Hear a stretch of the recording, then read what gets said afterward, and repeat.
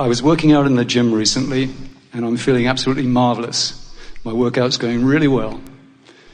And while I'm taking a rest between sets, I pick up a brochure, and on the front of the brochure is a picture of a beautiful child who is apparently dying with leukemia. And I'm wondering, why is it that I do this to myself? I come out of a medical examination with a doctor, and the doctor tells me I'm in magnificent health of a person much younger than myself, and yet a little voice says to me, but one day you're going to come out of the doctor and he's going to tell you you have a terminal illness. Why am I doing this to myself? When I feel marvelous, I feel joy, but there's always a voice that says to me, one day you won't feel that way. Well, we talked about that very briefly earlier when we said humans commonly use criteria other than the way they feel as their reason to act. And so you've got to understand that physicians are not in the business of treating people who are thriving. They're in the business of dealing with people who are in states of less than thriving. So 100% or nearly so of their data collection is focused upon something you don't want. And it affects their view on human life. And the more you listen to them, the more they will talk to you about your fallibility rather than about your invincibility. They're not talking to you about the law of attraction. They're not talking to you about the flow. Their business is dealing with people who have figured out how to resist the flow. And it's logical that when they look at you, when you go in, you're not saying, give me an examination and give me a long list of what's right. You go in asking them to see if they can find anything wrong with you. And when they get pointed toward that for a period of time, then large segments of your culture begin to do that. Now, there's another big reason for that too. And this is really the best answer to the question for you specifically. To everyone, really. In this contrast that we've talked about that you are evaluating, you came forth in order to sift through it, in order to come to greater clarity about what you want. And it is a given that to know what you do want, you have to know what you don't want. In other words, you got to ask the question before you can get the answer. You have to acknowledge the problem before you can find the solution.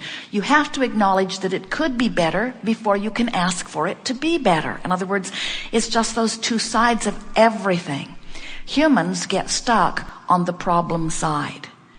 And that's really what we're talking about. When we said to you that your source energy, in the moment that you have a problem and you ask for a solution, source becomes the solution. Source does not spend a moment beating the drum in trying to justify the reason for the solution. Source knows that you're worthy of the solution and goes immediately to it, you see. Mm-hmm. And when humans don't, then they get stuck in that vibration. And that, we know it's a very simplistic statement, but that is the reason for all of that. Then you might ask, but why a baby? What could a baby possibly do in terms of conversation or thought that could pinch off their flow of well-being? And we say, was the baby hatched on a bush? Is it a berry on a tree? Or was it born in the belly of a woman who had emotion? Was it born in the belly of a woman who was surrounded by other vibrations? In other words, in the moment that the first cell of you joins the other, as you begin to be that forming body, you are a vibrational being that is affected by the vibrations that surround you. Every consciousness that comes forth into every fetus knows full well what they are coming forth into. And you have such a feeling from your non-physical vantage point of invincibility, of understanding that the current is really one of well-being and an expectation of getting to go with that, that you're really not very much nitpicking about where you're born or to who you're born or to what kind of body you're born into. In other words, you more or less say, let me at it, I'll figure it out when I get there because I know the entire universe is rooting for me. Mm-hmm. And so sometimes you get off to rough and rocky starts. Sometimes we listen to the tales of Jerry talking about the beatings and the horrible childhood that he had. If his parents were raising him in the environment today, protective services would have taken him and his siblings away from their parents in the first week of their birth. In other words, they would not have been allowed to be fostered in such a hostile environment. And while he suffered as a youth and his health was terrible because of the resistance that he was enduring as his surroundings caused a bucking of that current, it wasn't very long before he shook loose of that, really a teenager, and started seeing life through his own eyes. And little by little by little, the questions that he kept asking kept bringing him to more and more solutions, until today you will not meet a healthier physical body, a healthier mind, or someone going more with the flow of well-being, you see.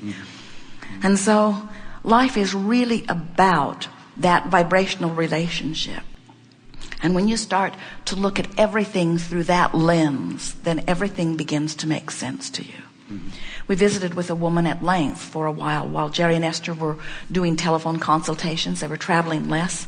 And a woman called regularly, and just as you described, she'd get a clean bill of health, but she wouldn't even make it out of the doctor's office before she started worrying again, because they had done such a good job of indoctrinating the belief in her that said, you've got to catch it while it's small. So even though we can't see it yet, it might really be there, and next week it might be big enough to see it. And we want to say to you, your cellular body is consciousness that's dealing with all of that. You have the potential for every disease, and some that haven't even been named yet, in your body. And the cells of your body are righting themselves on a moment-to-moment basis. And when you feel wonderful, you're hindering that not at all. And so you don't even know that you cured yourself today of 17 deadly diseases. 17 or 18 or 19 or 20 deadly diseases that have not yet been given labels, you cured yourself of today. But when the doctor convinces you that you have no control over your body, that there are outside forces that are asserting themselves into your experience, then you stand guarded. And now the answer to your question is this. When you understand that you can tell by the way you feel whether you're allowing thriving or not, then you are less willing to listen to the peanut gallery that is, for one reason or another, wanting you to focus upon your body in a different way. Doctors are well-meaning, and we adore them. And we think that the evolution of medicine in your environment is staggering. And if doctors could understand the vibrational nature of your being and stop bucking that current, wellness would begin to abound. If doctors, scientists, people could begin looking for the cause instead of the cure, they would discover that the cause is vibrational and always accompanied by emotion. And that the way you feel is pointing right at that thing you're doing that's setting something in motion. So instead of going to the doctor for an examination, we want you in the middle of your anger to say, oh yeah, that's that thing I do that prohibits my abundant wealth. How can I work my mind around so that I don't feel that way? How can I stop blocking the wellness?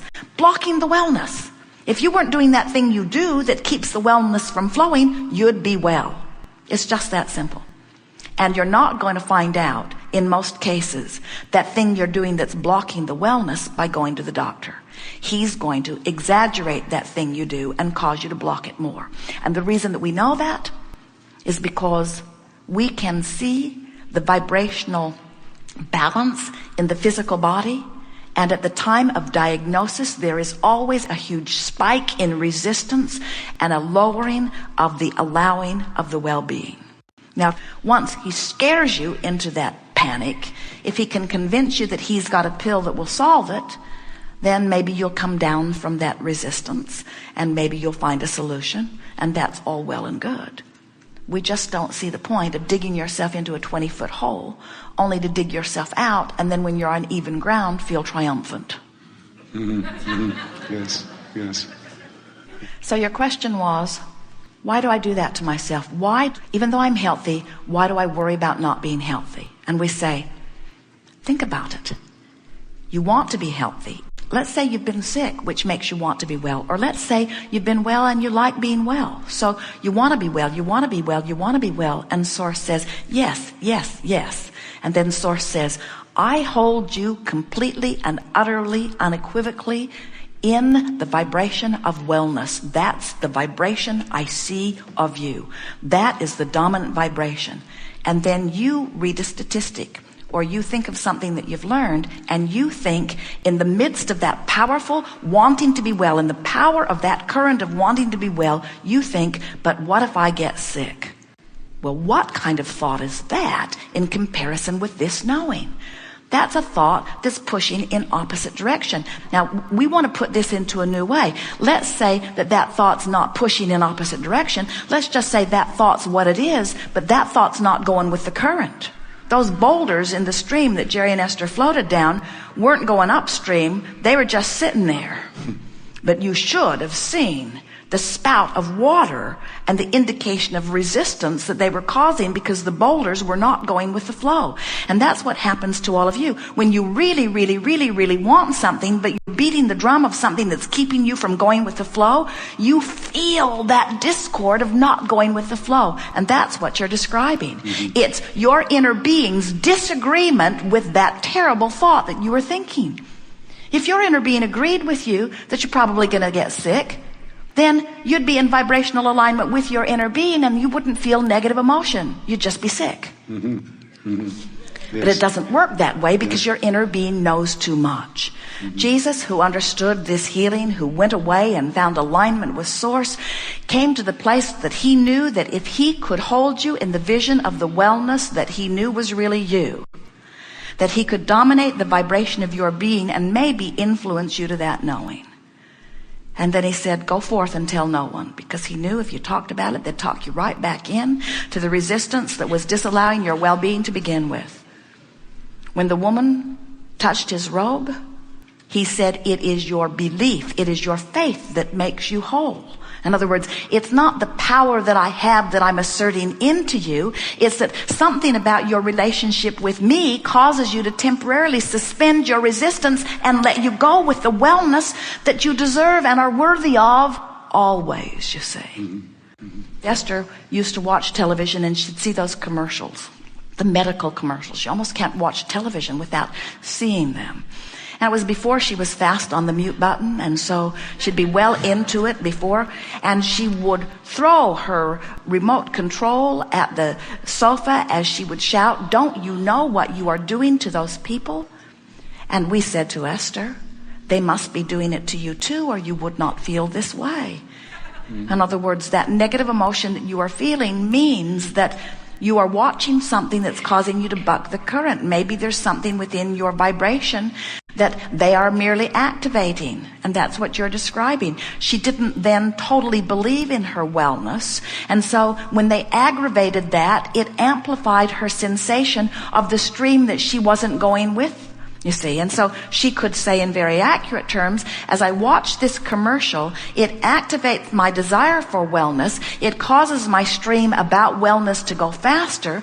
But the words of this commercial are causing me to plant myself in this stream and not let myself go. Therefore, I don't like the way this commercial feels. Therefore, you should stop offering that commercial to me. And over time, we were able to help Esther to understand that just because they say it doesn't make it so for her. Just because they believe it, just because they have even facts and evidence, doesn't make it so for her. The statistics that people gather are only about other people's relationship with the stream. It doesn't have anything to do with your relationship to the stream, but the madder they make you, the more it affects your relationship with the stream, you see. Yes. So now Esther understands that, and when she sees the commercials, she looks at what they're wearing. She wonders how good their life is. She hopes they're having a thriving practice. She hopes that they're helping someone, but she doesn't have the feeling of aggravation about it, because to her, those people are a non-issue. Just like the majority of what's going on this planet is a non-issue to Jerry and Esther. Have you ever been sitting in your backyard on a perfectly beautiful day and watched the hurricane on the Weather Channel and ruined your whole afternoon? Your weather's perfect, but it's raining on somebody.